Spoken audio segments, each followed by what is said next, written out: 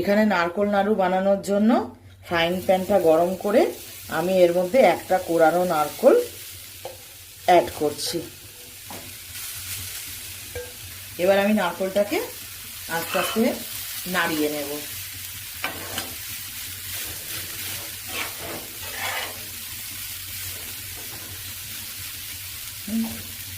এখানে দুটো বড় এলাচ নিয়ে নিয়েছি, এটাকে ছাড়িয়ে নেব। আর এখানে গুড়ও আমার রাখা আছে। আমি এখানে গুড়টাকে অ্যাড করছি।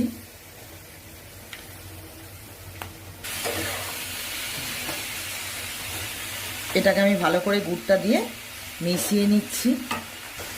দাও, এলাচের দানাগুলো এখানে মিশিয়ে নেওয়া হচ্ছে। এবার নারকলের পুরটা আমি নামিয়ে নিলাম। এবার এটা একটু ঠান্ডা হতে দেব, তারপরে আমি এটা নাড়ু বানিয়ে নেব।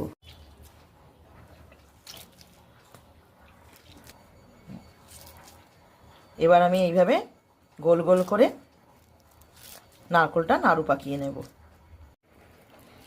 আমার নাড়ুগুলো এবার হয়ে গেছে, আমি এবার এক এক করে এগুলো বানিয়ে নিচ্ছি। আমার নারকল নাড়ু হয়ে গেছে বানানো, আর খুব সুন্দর এটা হয়েছে, একটা ইয়ামি খাবার।